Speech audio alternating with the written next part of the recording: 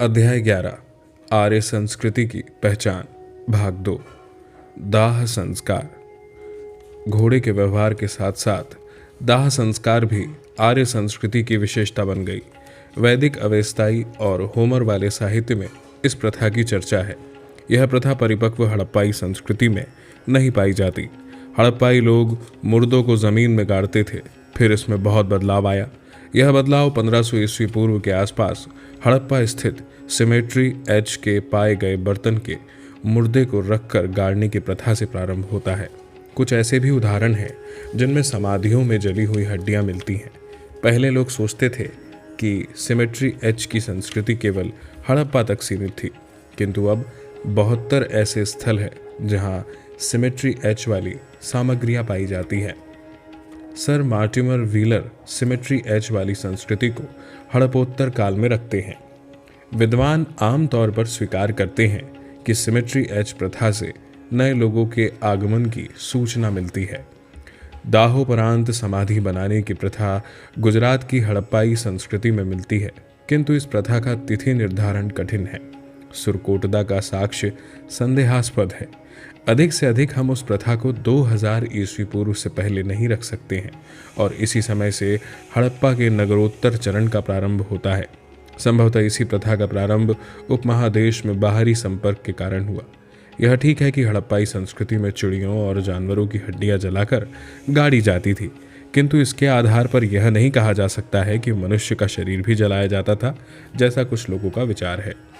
दाह संस्कार की प्रथा 5वीं सहस्त्राब्दी ईस्वी पूर्व में प्रारंभ हुई। 5000 से 4000 ईस्वी पूर्व में इसके उदाहरण पोलैंड, जर्मनी, पूर्वी यूरोप, इराक और उत्तरी मध्य एशिया के कजाकिस्तान में मिलते हैं। किंतु अभी तक यह स्पष्ट नहीं हुआ है कि घोड़े पालने वाले लोगों ने कब और कहां दाह संस्कार की प्रथा को अपनाया।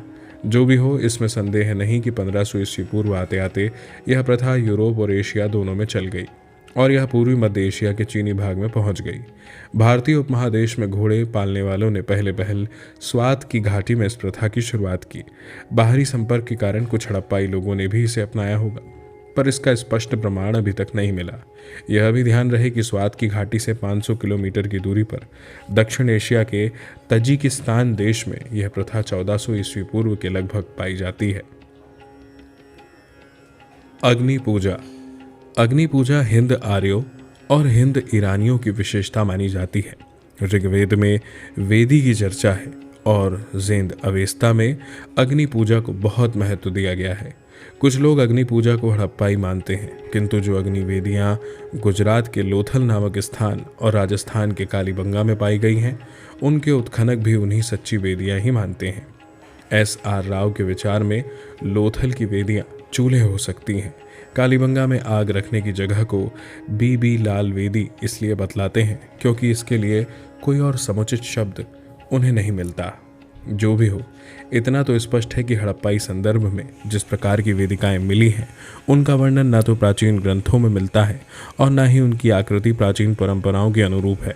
अग्नि पूजा प्राचीन काल में अनेक समाजों में होती होगी और इसमें सैंधव सभ्यता को शामिल किया जा सकता है, लेकिन यह स्थापित नहीं किया जा सकता कि हड़प्पा की वेदिकाओं का रूप वैदिक वेदियों जैसा है।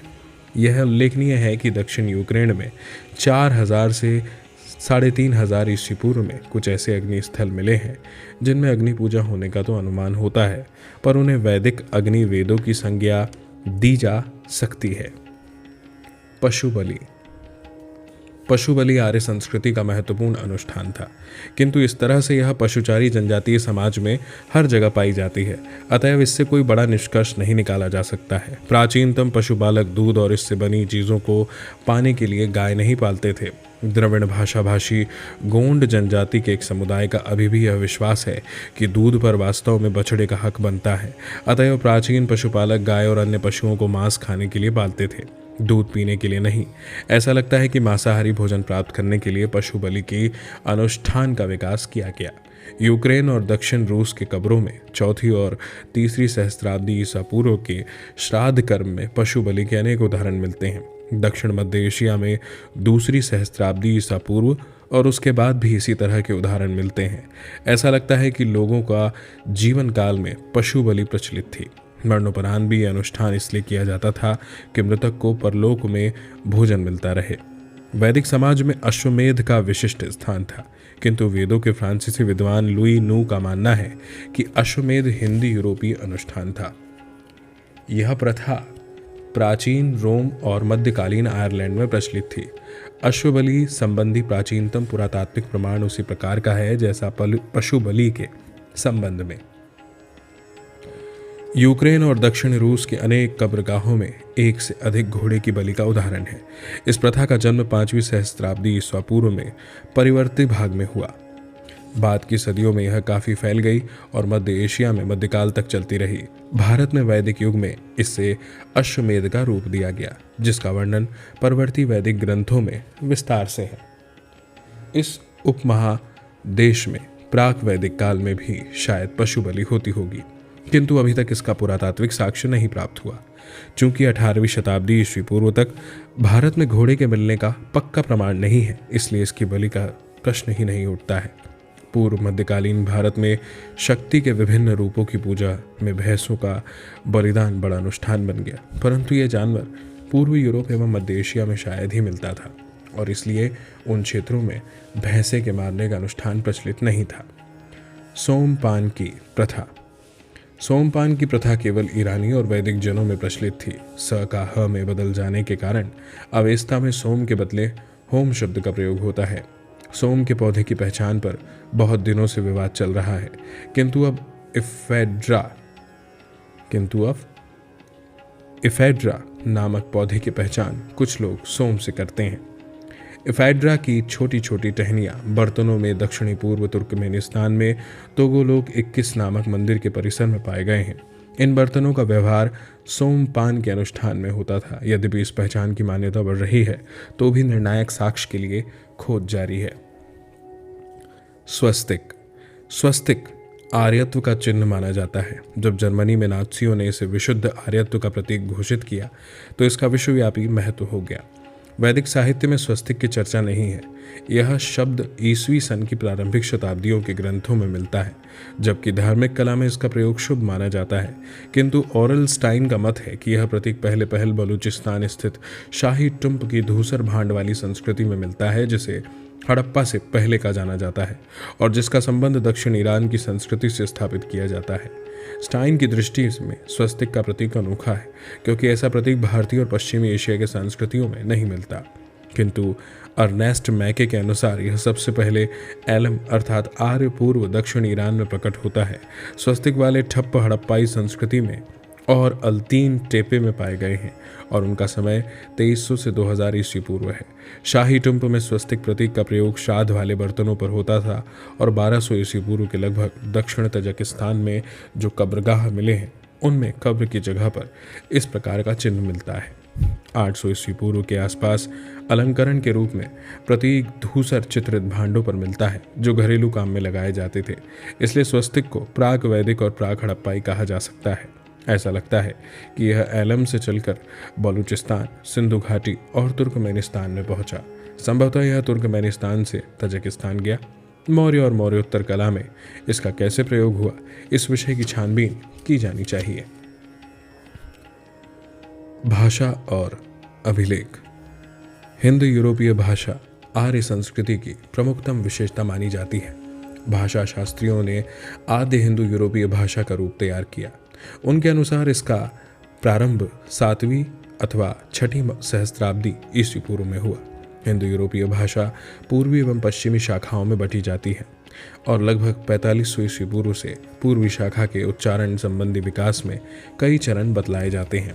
इस शाखा की भाषा को आद्य हिंद ईरानी भाषा कहा जाता है, किंतु अभिलेखीय साक्ष्य की दृष्टि से आद्य हिंद ईरानी भाषा, जिसमें हिंद आर्य भाषा भी सम्मिलित है, 2300 ईस्वी पूर्व के पहले नहीं मिलती। इस भाषा के प्राचीनतम उदाहरण इराक के अगेड वंश के पटिया पर लिखे मिलते हैं। उसमें अरिसेन और सोमसेन नामक 2 नाम मिलते हैं, जो हंगरी के भाषा शास्त्री जे हरमट्टा ने इनका समय 2300 से 2100 ईस्वी पूर्व के लगभग रखा है। अनातोलिया के हत्ती अभिलेख बतलाते हैं कि वहाँ हिंद यूरोपीय भाषा की पश्चिमी शाखा के बोलने वाले 19वीं से 17वीं शताब्दी ईस्वी पूर्व के बीच मौजूद थे। पूर्वी शाखा के बोलने वाले की उपस्थिति मेसोपोटामिया में 16वीं से 14वीं शताब्दी ईस्वी पूर्व तक कस्सियों और मितानियों ने अभिलेख से सिद्ध होती है, पर भारतवर्ष में इस प्रकार के अभिलेख नहीं मिलते। अतएव अभिलेखों के अभाव में यह कहना कि हिंद आर्य भाषा बोलने वाले लोग भारत से मेसोपोटामिया गए अनर्गल लगता है। हरमट्टा का यह विचार है कि आदि हिंद ईरानी भाषा में कॉकेसस क्षेत्र की भाषाओं से शब्द उधार लिए गए और साथ ही साथ फिनिश उग्राइक भाषाओं के शब्द भी लिए गए। इससे पता चलता है कि हिंद ईरानी भाषा का विकास पश्चिम में फिनलैंड और पूरब में कॉकेसस क्षेत्र के बीच कहीं पर हुआ। प्रसिद्ध पुरातत्वविद गॉर्डन चाइल्ड ने पहले यह विचार रखा था कि अनातोलिया हिंदू यूरोपियों का उद्गम स्थान है। कुछ रूसी भाषा शास्त्री भी इस प्रकार का मत प्रकट करते हैं। उनके अनुसार हिंदू यूरोपीय भाषा का मूल स्थान कॉकेसस के दक्षिण वाले क्षेत्र में हो सकता है। इस क्षेत्र में पूर्वी अनातोलिया और उत्तरी मेसोपोटामिया पड़ते हैं। यद्यपि अनातोलिया घोड़े वाले काला सागर क्षेत्र के निकट है, तथापि यहाँ 6वीं-5वीं सहस्त्राब्दी ईस्वी पूर्व में ना तो घोड़े मिलते हैं और न हिंद यूरोपीय संस्कृति के कई अन्य तत्व। रूसी भाषा शास्त्रियों के निष्कर्ष से ब्रिटिश पुरातत्वविद रेनफ्रू की इस परिकल्पना को बल मिलता है कि पूर्वी अनातोलिया आर्यों का मूल निवास स्थान है। उनके अनुसार वहाँ पहले खेती का प्रारंभ 7वीं सहस्त्राब्दी ईस्वी पूर्व में हुआ और उसके फैलने से हिंदू यूरोपीय भाषा विभिन्न दिशाओं में फैली। किंतु हम जानते हैं कि प्रारंभिक नेतुफियन अर्थात फिलिस्तीन के इलाके में 10,000 ईस्वी पूर्व के आसपास अनाज पैदा किए जाने लगे और 7,000 ईस्वी पूर्व के लगभग फिलिस्तीन में जमकर खेती होने लगी। साथ ही और 6वीं सहस्त्राब्दी ईस्वी पूर्व में खेती इराक, ईरान और पाकिस्तानी बलूचिस्तान में भी मिलती है। अतएव कृषि का उदय केवल पूर्वी अनातोलिया में ही नहीं हुआ। यह भी याद रहे कि हिंदू यूरोपीय भाषा के सबसे पुराने बोलने वालों के जीवन में खेती का कोई बड़ा स्थान नहीं था। संकेत मिलता है कि जहाँ जहाँ हिंदू यूरोपीय गए वहाँ की खेती की पद्धति उन्होंने अपनाई। यह भी सोचने की बात है कि अपने उद्गम स्थान से आर्य भाषा क्यों लुप्त हो गई। यह भी ध्यान रखना चाहिए कि रेनफ्रू विकल्प के रूप में मध्य एशिया को भी आर्यों का उद्गम स्थान बतलाते हैं। प्रसारवादी पुरातत्वविद नहीं होने पर भी वे आर्य समस्या की व्याख्या प्रसारवादी सिद्धांत के आधार पर करते हैं। मध्य एशिया से प्रसारण। मध्य एशिया से मानव प्रसारण की पुष्टि जीव विज्ञानियों के हाल के शोध से होती है। मानव शरीर की रक्त कोशिकाओं में उत्पत्ति संबंधी संकेतों की खोज हुई। इन्हें डीएनए का नाम दिया जाता है। उत्पत्ति संबंधी संकेत आनुवंशिक होते हैं और वे पुष्ट दर पुष्ट चलते रहते हैं। विज्ञानियों के अनुसार कुछ खास तरह के संकेत मध्य एशिया के एक छोर से दूसरी छोर तक 8,000 ईस्वी पूर्व के आसपास मिलते हैं। इन उत्पत्ति संबंधी संकेतों का नाम M17 दिया गया है और ये मध्य एशिया के 40% से अधिक लोगों में मिलते हैं।